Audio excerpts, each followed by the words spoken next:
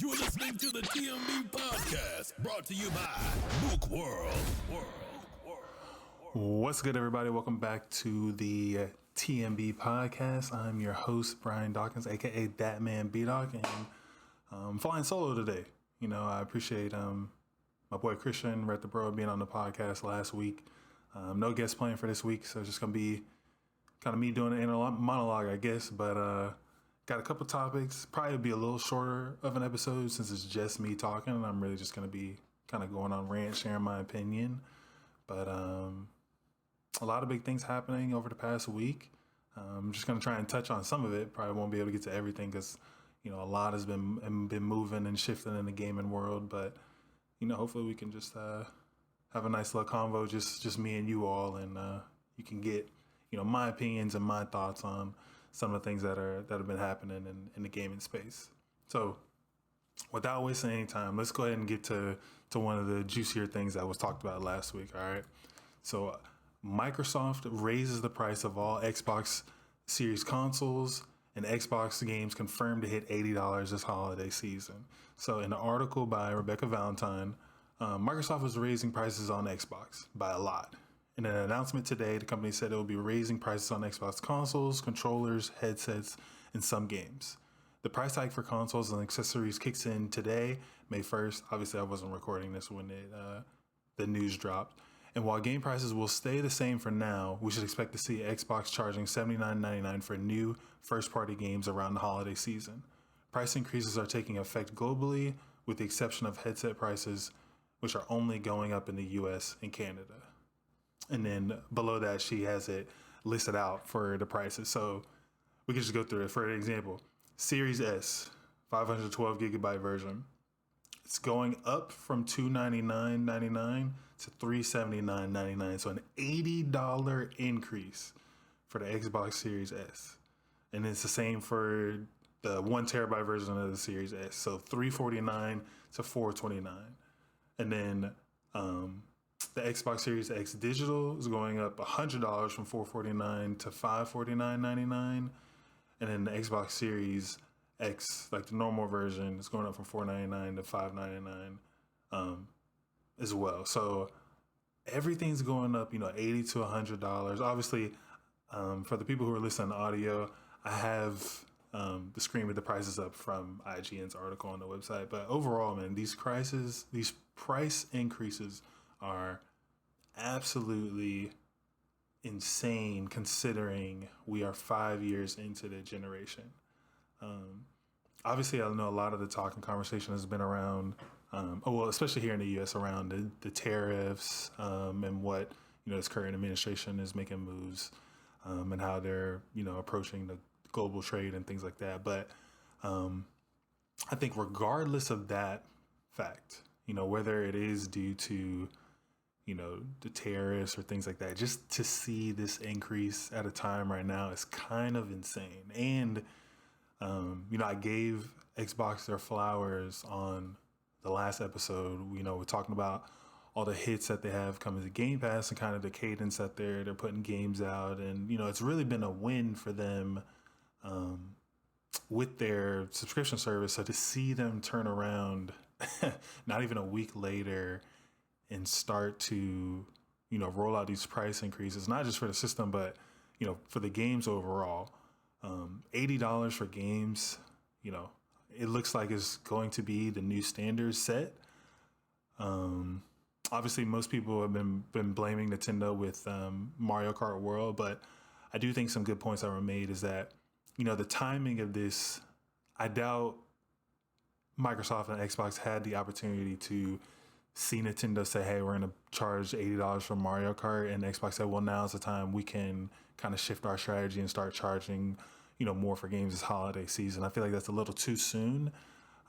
So, I mean, obviously that could have happened. I just find it hard to believe that a price increase of some sort was not already in the works. You know, maybe, you know, Nintendo coming out and making Mario Kart $80 gave them that threshold, but I feel like these price increases were generally planned across the board, which is crazy. So now we're in the era of $80 games. You know, we talked about how Sony had raised us to $70 games, and now we're going to be at 80, and not even in a new, generation of consoles and games. So I think it's kind of wild considering the position that Microsoft is in. They're definitely in third place out of the big three. Not that, like I said, Game Pass has great value. Hopefully that won't increase, but more than likely it will. So just to see them move this way and kind of operate with this at the time, like I said, where they have a lot going for them, just seems kind of tone deaf. I would figure at least wait out, even if you're gonna raise these prices, you could at least wait out the year that you're gonna have, because like I said before, you got Doom coming up. We're in May, so Doom's coming up this month. You've had South of Midnight drop. You had a Val drop. You Shadow dropped. Oblivion, the Elder Scrolls Oblivion remake or remaster. You had Expedition 33 in your service of Game Pass, which has turned out to be a massive hit. I've never seen nothing but positive feedback and reviews of that game. So that's a win for Xbox too, is you have that in there to bolster you from a third party standpoint. Ninja Gaiden is in the works to be in there. They just have a lot going for them Game Pass wise. So to see this, direction and raising prices is, a little bit of a head scratcher, but I get it. It's kind of the time that we're in right now with Nintendo, announcing their prices last week. And, like I've seen most people say, I have to agree with this too, is that PlayStation at some point is going to follow suit. I do wonder if they're going to wait after seeing the reaction of people online. Not that they follow that, but, you never know. But I wonder if, seeing the reaction or, excuse me, the responses from people that are upset about the increases in prices on some of the Nintendo stuff and on Xbox stuff now, if that'll, maybe make PlayStation wait out, some of their releases. They have Ghost of Yotei coming out in October.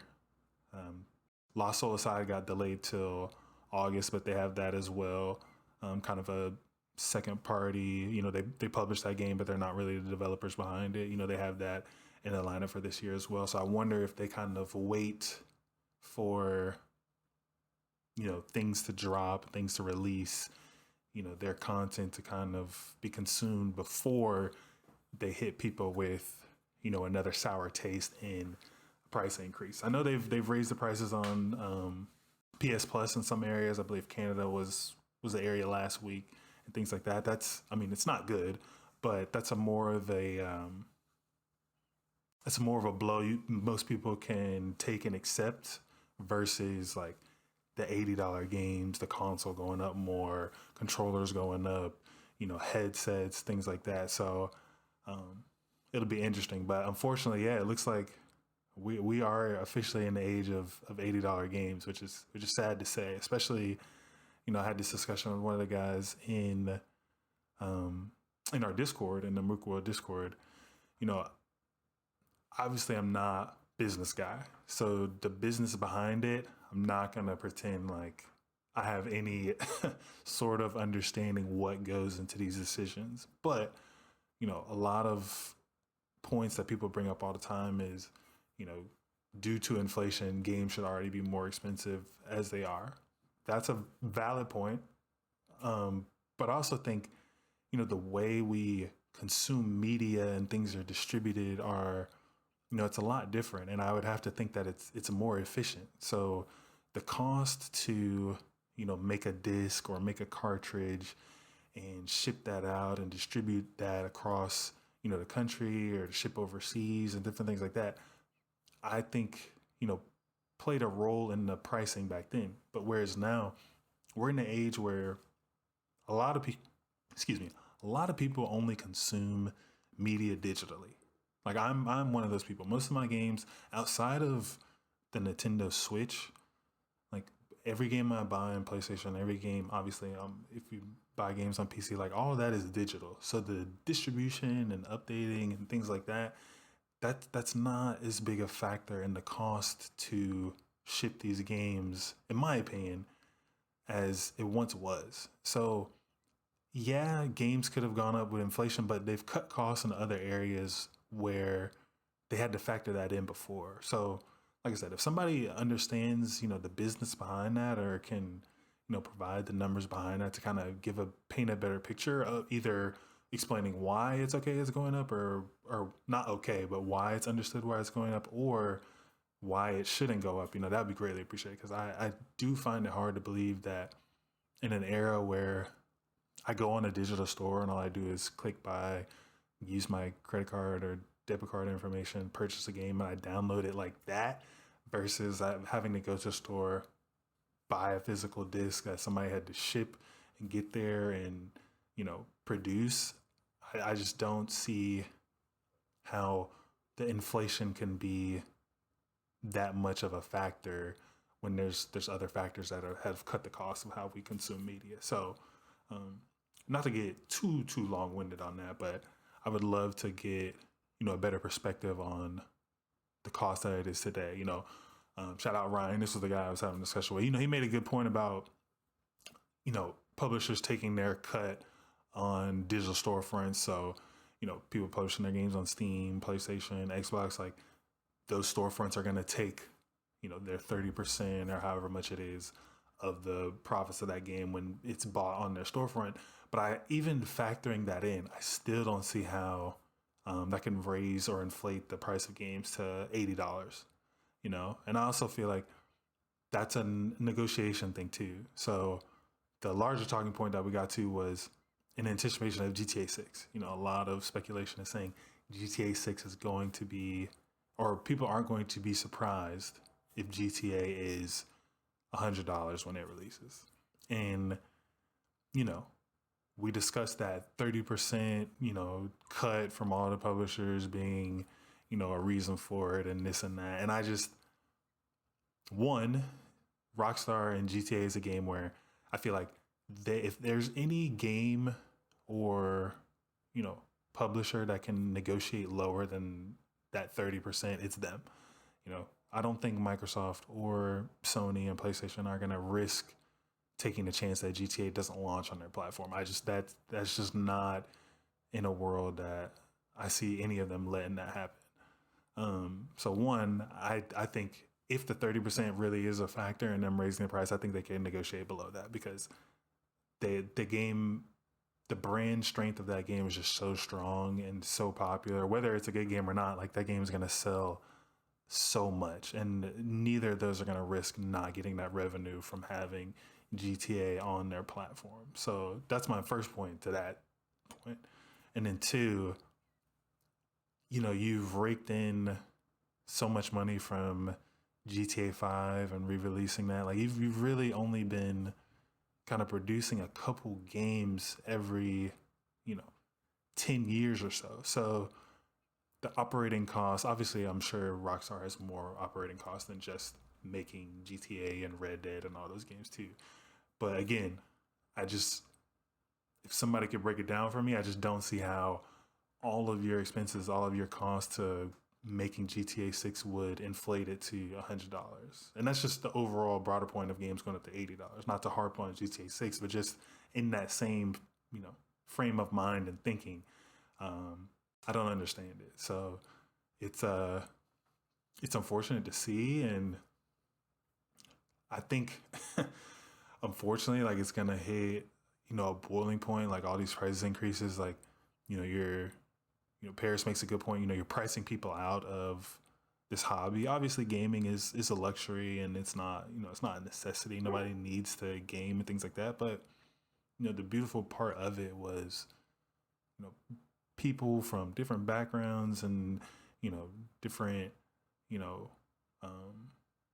walks of life being able to kind of join in on common ground on things that we all enjoy. Whether you're somebody who's wealthy and has a lot of money, or somebody who doesn't have that much money and kind of has to save up and make the purchase on their own. There was a spot for everybody, and that's where I feel like Game Pass plays this role, being a more affordable service for people to play games, and things like that. So it's unfortunate to see things keep going up and to see a certain people get priced out of a hobby that we all enjoy. So hopefully at some point it either blows up in everybody's face and there's kind of a reset and it brings things back down to reality. But just the way that we're going, it doesn't seem good right now, and unfortunately it might get worse before it gets better. So, but that's our thoughts on there. So like I said, if you're listening, please, if you can provide some information, I'd love to have a better understanding of how, these decisions and things like that are made. But all right, moving on to next topic I want to talk about. So this one's kind of twofold. All right, I want to talk about Marathon a little bit, just because I think it was the open beta closed alpha. One of those things finished up last week. That I had a code to. I'm not an extraction shooter guy. Like I'll just be honest. I played it not too long, but I played it a decent amount. Got a decent feel for how the game is. My impressions, really, I just don't think it's a game for me. I don't think that genre really speak to me as far as games. So I can't speak to the quality that much of Marathon, but I do want to talk about, the lack of traction it's building, and also in comparison to, I know what also just finished up was the beta for Arc Ragers, which is going to be a competitor in its genre, which people, I've seen nothing but good things about. The guys in our Discord and in Mook World, they all hopped on it, raved about it, had nothing but good things to say. I've seen online people talk about, how fun it is, how, the risk reward feels there. I believe it was Shroud saying, he had, all this valuable stuff in his backpack and gear on him. And, he felt that pressure to survive and get out of there with all that loot. And he didn't have that one time from Marathon. So I do think it's a point to bring up, how is Marathon going to do once it does release this year? And right now, in my opinion, I don't think it looks good. And, people share their opinions about, the premium price tag and things like that. And we've even discussed this. Shout out Mateo. This is what we discussed it with. But I don't think the price tag is the reason it's not going to do well. I just don't think people rock with the game. Like, I think, I see a lot of people saying the free to play narrative. I don't think everything has to be free to play to succeed. And two, I don't think an extraction shooter has to be free to play to succeed. Obviously, Arc Raiders, from my understanding, is going to be free to play, and that is going to be a big boost and help for why that game is, received well. And if it blows up, I'm sure that'll play a factor in it. But after reading the opinions online and kind of seeing gameplay and seeing people talk about it, I think the main thing is people just enjoy playing the game. And I think that's where Marathon, at least for the time being, is going to fall short. I don't think people genuinely enjoy their time with that game. I think people think it's okay. Like me, I think it's okay. But at the same time, I'm not an extraction shooter player. So for people who enjoy that genre, enjoy that type of game, I think there's things lacking to them, people who are more experienced and have more to say. So, Marathon, for what it's worth, might do well once the masses get to it, but I'm not sure. I think it might just not hit, and that might be a reason the game doesn't do well. And I think they need to do more to kind of build the hype. So I know they excuse me, this alpha or beta, whatever that just finished, was closed. It wasn't open to everybody. I'm sure there's some things that they need to test, and maybe they didn't have the server capacity to really do an open beta. But I think they need to get the game into more hands of more players. I do like the way Arc Raiders kind of did theirs. You got a code, you played for so long. I think one of the guys was saying it was like 4 raids and 30 minutes worth of game, and then you got your 2 codes that you can invite other people. So one, I think that does 2 things. One, it encourages you to play the game, and 2, it encourages you to play the game to get other people to play the game with you. So it was like a domino effect in our Discord. Obviously, small sample size. Our Discord isn't how everybody thinks, but I think it's a good indicator of how this beta probably operated for a lot of people. Cam hops on the beta, has a good time with it, does his 30 minutes for a raids. He brings 2 other people in there. All 3 of them have a good time. They're enjoying their raids. They bring 2 more people in from both of them. So now it's 4 people that are being brought into the fold of those games. And it kind of creates a snowball effect. So you're getting, people playing the game, having a positive reception, and then that word of mouth of saying, hey, bro, you got to try this Arc Raiders out. I got this code. I'm going to send it to you. Hop on the game with me so we can keep playing. And that kind of snowball effect, I think is a very powerful thing. And I think that was a similar case with Deadlock, the game from Valve. Getting that word of mouth and having people play the game and say, hey, this is a good game. Like, you should play this with me. I think sets you up for, a good amount of success. Obviously, it's not the end all be all. Arc Raiders had to be, the experience had to be fun and good for people to want to hop on and play with each other. But at the same time, you're encouraging other people, are attracting people to the game versus this code with Marathon. I got a code to play on Marathon. I think one other guy in our Discord that applied. I think about 5 of us went into the Discord server for Marathon to try to get a code to hop into the closed beta. And I think either I was the only one or myself and one other person got it. But either way, now they have to watch me play or, just take my word of my experience. And that's only going to get you so far. So I feel like for a lot of people, they're watching streamers play. They're, if they're not good at the game, like I'm not good at extraction shooters, I'm sure the gameplay looks very lackluster and they're not getting a chance to, experience that on their own. So I think that does factor in, apologies if you can hear my dog in the background, that does factor into, people's opinions. And that first, you have a very small window to make a good impression on people about a video game, I think. And especially if your video game is live service. So you're already climbing up uphill battle, coming out with a live service game anyway. So you need to make sure you come out the gates hot. And right now, Marathon is in trouble. I won't say it's dead on arrival. I don't believe you can kind of dictate those things with the information that we have right now because so few people have played the game. And, I don't know every gamer's taste. Like I said, people's taste is different than mine, but it's not looking good. It's not looking good. So hopefully they can do some things over the next couple months.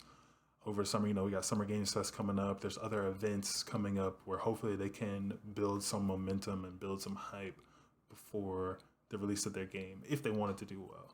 So we shall see. But speaking of hype, speaking of games that know how to build hype, that are building a lot of hype, in my opinion, one game that I'm very hyped for is Elden Ring Nightreign. So last week they dropped the overview video, kind of showcasing, more of the gameplay, more of the classes and things like that. And I thought about maybe having pulled up to talk about what I played, but I'll be very brief and quick on this Elden Ring Nightreign topic. But From Software, they don't miss.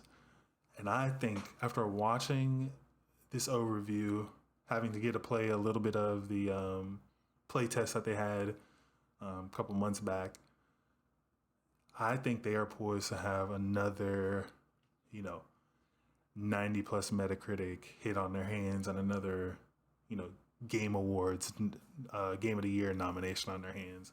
So far from what we're seeing with Nightreign. In the playtest, we got to play, there's 3 classes. I can't forget the warrior's name, but there's like a Duchess and the Recluse, which was like the mage build. And I had a good time. Honestly, wish I had more time. The windows to allow people to play on the servers was a little weird, just because I know they were trying to line it up with people on the eastern and western hemisphere of the world. So, but seeing the additions of the new classes and them going into in depth more about their abilities and things like that, and kind of how the world works, and each day and leveling up and getting to that third day to fight the big boss battles at the end, I think is just setting them up for another hit. And I don't know what goes into their QA, their thinking when they're coming up with ideas of a game, but however they're doing it, I think people should take note if they can. Obviously, they might just keep that, that might be a trade secret that they're just holding on to. But however they're doing it needs to be studied, because they are figuring out ways to just keep making, banger after banger. And it's actually kind of crazy to see. If they get another Game of the Year nomination, it's got to be a record for 3 Game of the Year nominations for essentially one title it'll be 4-year span. Elden Ring came out 2022, right? So if they get a nomination this year, so they got one in 2022, one in 2024, and another 2025. Yeah, so 3 nominations in 4 years is kind of absurd for the same title. It's just DLC. Obviously, however you feel about that, should DLC win, or should DLC be able to win Game of the Year? Should it not? That's a whole nother conversation. But the fact that if they do, it's still mighty impressive and something that is unheard of. So I know for myself, I'm very excited to play, and I think it's something you're going to be able to sink a lot of hours into, and that kind of roguelike-ish element. I won't say, well, I think the replayability more so than the roguelike-ish element. Like being able to hop in, you have 8 different characters to choose from, or 8 different types of classes to choose from, play a certain style.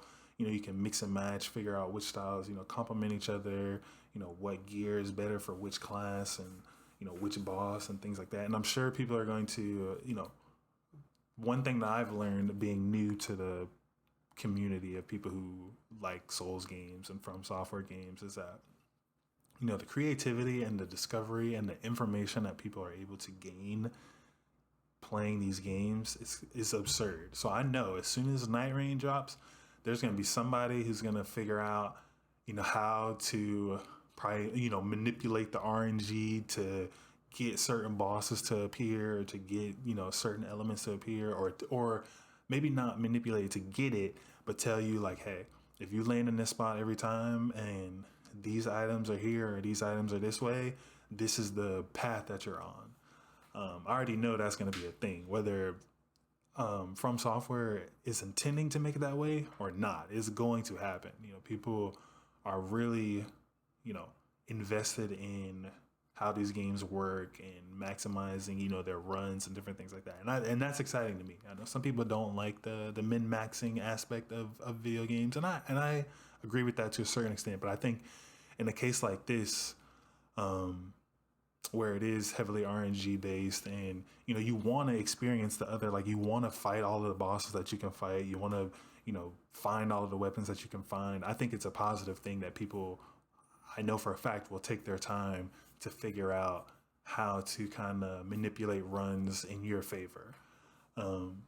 So anybody who's on the fence, if you're listening to this, I think you got to dive in. I know I'm going to be in there day one. I know my boy Nick is going to be in there day one with me, and my guy Tim, who I played through the base game of Elden Ring with. We played through the Shadow of the Erdtree DLC with, and I know we're going to be on Nightreign heavy together too. So we are all going to be in there, and I think it's going to be an experience that everybody should take time to lock in on. But yeah, so all right, let's get to our achievement unlock segment. So, like I said, each week, maybe not every week, but more often than not, want to take time to highlight, just positive things that's going on, whether it's in the gaming industry or with people around me. And this week I want to highlight, our we have an ambitions, gains, and goals server or chat section in our Discord, really encouraging guys to take their health seriously, exercise, eat right, really, self-care and take care of themselves. And all the guys that have, contributed, that are checking in and talking on that have been killing it. So I got to highlight all of those guys. They've helped me out. They've helped me be accountable, on this diet, on this exercise and, weight loss journey I've been on. I've lost 28 pounds. And a large part of it is just, being in that group with those guys and being held accountable for the things that we're doing, and just seeing, people, check in and share their, success. Shout out Luke. I'm not super close to Luke, but he's one of the friends of the guys in the servers.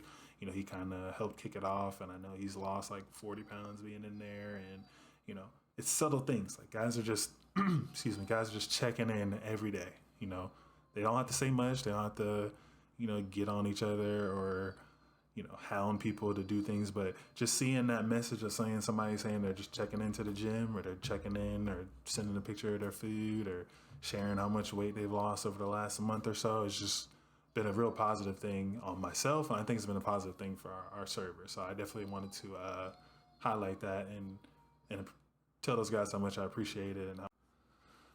All right, sorry y'all, had some technical difficulties there. I don't know why OBS just crashed out on me like that, but we're gonna get back into it. So I know, hopefully, the recording didn't get messed up with me talking about the guys in our server with the gains and weight loss journey and things like that. We're gonna shout out to everybody in this server again. So that is our spotlight for, or our achievement unlocked for this week, and I hope we keep it going. And if anybody else is, if that sounds appealing to anybody else who wants to, be a part of a community with people who are just, like I said, not hounding each other about what we're doing and things like that, but just, a subtle, like, hey, I'm checking in, if you're trying to check into, like, read this, and hopefully that'll keep you holding yourself accountable, because seeing other people kind of hit their gains and their goals and things like that. But that kind of messed up my transition with it crashing. But moving on to another topic, talking about a game that I really haven't been invested in, but PS5 and PC single player action game Lost Soul Aside delayed 3 months to add polish. So this article is by IGN Wesley Yinpool. Lost Soul Aside is delayed 3 months from May 30th to August 29th, 2025. Its developer has announced. After roughly a decade in development, the PC and PlayStation 5 single-player action game was finally scheduled for launch next month. But a statement from developer Ulti0 Games, not sure if I pronounced that right, revealed the delay to late September to add polish. We are truly grateful for the positive response we've received from players all over the world since we announced Lost Soul Aside, the publishers said. We remain committed to delivering a high-quality game experience to match the standards Ulti0 Games have set for ourselves. We're going to take some additional time to polish the game. Lost Soul Aside will now release on August 29th, 2025. We want to express our heartfelt thanks to our fans waiting for the launch. So I am one of those heartfelt fans, and to be honest, I'm not that upset about the delay. And the reason being, I didn't like already that it was releasing the same time as Nightreign. The previous release date was May 30th, and that was the same time as Elden Ring Nightreign, and I just don't think that was a good move. Obviously, you don't want to be scared to release on the same day as any game, but I just feel like some games you just gotta know, regardless of if they're good or not, they're just gonna dominate the conversation and the attention that people are paying to it. The attention that people are gonna be paying to it. So, Elden Ring, Nightreign, Elden Ring was already, certified classic. Shadow of the Erd Tree was received very well. I personally think Nightreign is going to be in that same category. And for a game that's, new kind of publisher, I believe this is part of their China Hero project. Don't quote me on that, but I'm pretty sure these are developers, their first like big AAA-ish, I don't think it's AAA, but AA-ish size game that they're making. And I think you want you want the odds to be in your favor, and stacking up against a giant like Elden Ring, not saying it couldn't succeed, you just don't help your chances that much. So I'm glad to see it move out of the way of that. I do think 3 months is a little long, but honestly, that time of the year now is looking a little lighter. Since this is our following topic, but since GTA has been delayed and moved into 2026, so the back half and fall of 2025 is looking a lot more open to have games release. So I think it's a smart move, and I'm hoping if polish truly is the only thing that they need to work on or that they want to work on, I think that bodes well for them too.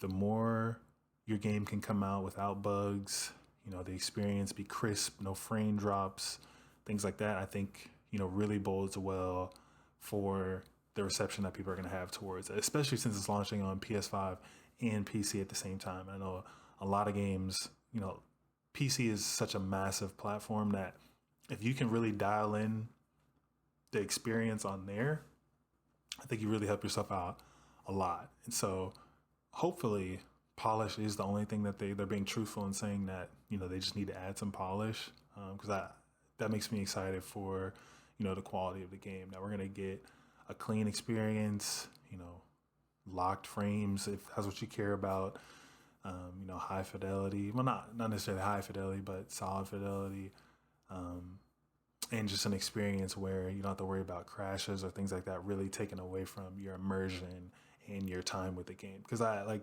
this game just looks sick to me. So let me see if I can play a little bit of the B-roll on this side without it messing up.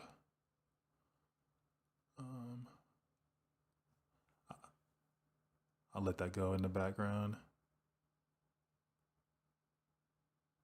You know what? It's not looking like it's going to cooperate, so we're not even going to waste time with it. But like I said, really, really smart move for them. Hopefully the game works out well. I'm excited to play it now. I don't have to worry about trying to, play Nightreign and play Lost Soul Aside at the same time, because I definitely was going to try and do that. So shout out to them personally. For me, appreciate y'all. Now I can lock in on Nightreign and not have to worry about feeling FOMO or anything like that while people are playing Lost Soul Aside. I know Nick, shout out to Nick, he was going to do the same thing. So we're both grateful that we can just focus on Nightreign, and then when August comes around, all of our attention will be on Lost Soul Aside, the way we'd want it. All right, before we get to talking about GTA, let's go ahead, let's talk about, It is time for the Backlog let's get into Blitz. the Backlog Blitz again. So last week, I talked about how I was playing Kill Knight, finished Kill Knight. I'm just going through it now, trying to clean up the trophies.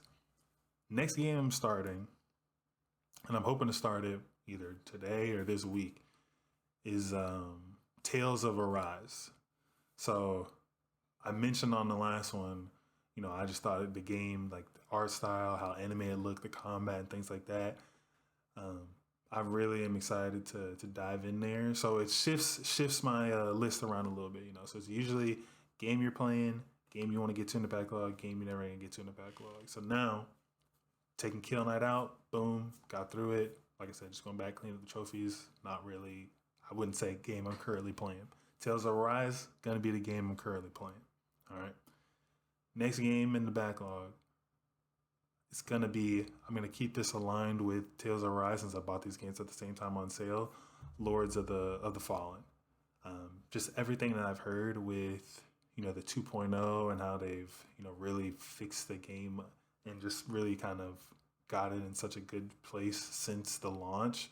It's very encouraging, especially games that try to fit into that soul genre. Like, it's tough if you're not From Software. I think people are very dialed in onto how From Software makes their games, how Souls games feels, things like that. So I think it's hard to kind of break into there without getting compared and held to that standard too. But like I said, everything that I've seen in the 2.0, it even says 2.0 when you buy the game, and how they've really fixed and updated the game is very promising. I'm very excited to get to it after Tales of Arise. The timeline might be difficult because depending on how quickly I can get through Tales of Arise, I might just have to wait, and because Nightreign is going to be, coming up in a couple weeks right after that. So Lords of the Fallen might get pushed back a little bit just because I'll be on Nightreign. But looking at the camera when I say this, everybody listening to this, hold me to it. Other than Nightreign, after I beat Tales of Arise, Lords of the Fallen will be the game that I play. All right, we're focused on clearing out the backlog this year. All right, not clearing it, but getting through games in the backlog. I'll never be able to clear it, but get through the games in the backlog before we start buying and adding other games. All right, so you heard it here. It's recorded. I'm on camera and I'm on audio saying it. So if I start trying to act up later on, start trying to act brand new, call me on it. All right, Tales of Arise is next. Lords of the Fallen is what I'm going to get to. And I don't want to add in another game I feel like I'm never going to get to. I kind of want to stay with Cyberpunk because, like I said before, I'm sure a lot of people lost a lot of respect for me when I said I'm never going to get to Cyberpunk. But, hey, it is what it is, and here we're at. So looking forward to it. Also, I would like other people to submit games that are in their backlog that they're currently playing or that they want to get to. Or, like I said, don't let me be the only one out here. Admit some games that you think you're never going to play. My man Christian said last week he doesn't think he's going to get to Spider-Man. I'm sure a lot of people were like, bro, you're absolutely wild for not getting to Spider-Man. But I respect the honesty, and we need more of that. So if you're listening and you got to get something off your chest about a game that's popular that you feel like you're never going to play, this is a safe space for you. All right? So feel free. Let me know. All right. Last story I want to touch on. I mentioned it in the story with Lost Soul Side, was GTA is delayed until May of 2026. So, in another article by Wesley Yimpool, so Rockstar has delayed Grand Theft Auto 6 to May 26, 2026. It was due out fall 2025. In a statement, Rockstar apologized for a significant delay to the game, expected to be the biggest entertainment launch of all time. We are very sorry that this is later than you expected, Rockstar said. The interest and excitement surrounding a new Grand Theft Auto has been truly humbling for our entire team. We want to thank you for your support and your patience as we work to finish the game. With every game we have released, the goal has always been to try and exceed your expectations, and Grand Theft Auto 6 is no exception. We hope you understand that we need this extra time to deliver at the level of quality you expect and deserve. We look forward to sharing more information with you soon. All right, so this isn't shocking to anybody. I think most people were betting on it getting delayed. I think it would have been more shocking if it actually released this year. But the amount of cap that they were trying to put out and say that the game was going to release this year is the part that stands out to me. Like, if you guys knew this game was not close to releasing this year, I don't know why y'all were trying to act like the game was going to come out this year. I think that's the most frustrating thing, is that you weren't being honest with us or yourselves, because you didn't give us a date for fall, but now all of a sudden you have a pinpoint date of when it's going to come out next year. All right. You said fall 2025 for the longest. And now it's like, hey, it's getting delayed, but it's getting delayed not to summer 2026, not to fall 2026. It's getting delayed to this exact day, May 26, 2026. We know it's coming out that day. So the fall 2025, all of that was just cap that you guys knew probably weren't going to hit, but it's whatever. I do think another point to mention, as the delays keep going, hopefully this is the last one, but I don't think anybody would be surprised if there's one more after this. The expectation is now growing for GTA 6. Now, like I said, they can deliver. Most people, I'm in the frame of mind that I think they'll deliver. It might be tough. It might be rough on launch as far as the online and stuff like that, because, server capacity and things like that. Those are things that are hard to plan for. Not all the times, but sometimes they're hard to plan for and anticipate any problems that could go up there. So I won't hold them too much on that front, but the expectation that they're setting now with this game is probably unprecedented in the build up for this game. Because now, like I said, you're delaying it. The more you delay, the more people are expecting the product to be premium because you've had more time to work on it. So, and basically a whole nother year. You delayed it last week. You're basically saying you're going to have a whole nother year to work on it until May of next year. They got to deliver. They got to deliver. And I hope they do. Or this is going to be one of the biggest releases, good or bad, depending on how it goes, probably ever. With just the hype and build up and the fact that this is their first GTA and what's going to be 14 years by the time it comes out. So I'm hoping. And sprinkling on top of that, you're going to try and charge people $100 for it.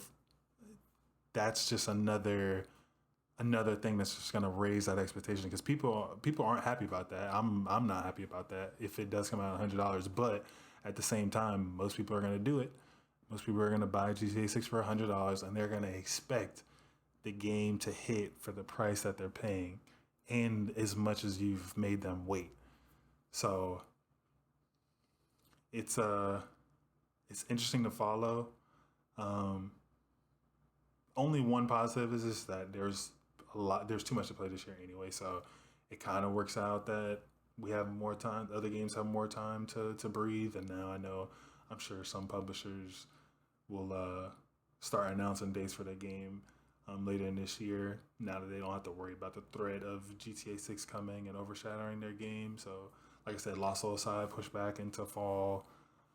I'm sure other games will, that if they haven't announced their date yet, they're going to probably over the summer, since they know, the threat of GTA 6 isn't there anymore. So I'm sure it's opened up the back half of the year for other games and other titles, but people are still going to be eyeing it. People are still going to be waiting for new trailers, new information. That was another thing that I know I was hoping for, and I know other people were hoping for too, was as we got closer to fall, seeing more of GTA 6, seeing more information about it, seeing more, potential like gameplay, how it looks, how it feels, things like that. So you're putting yourself under a microscope, Rockstar. Not that, like I said, not that you can't deliver on it, but you're not making it easy for yourself, So it'll be interesting to see how we go with this moving forward.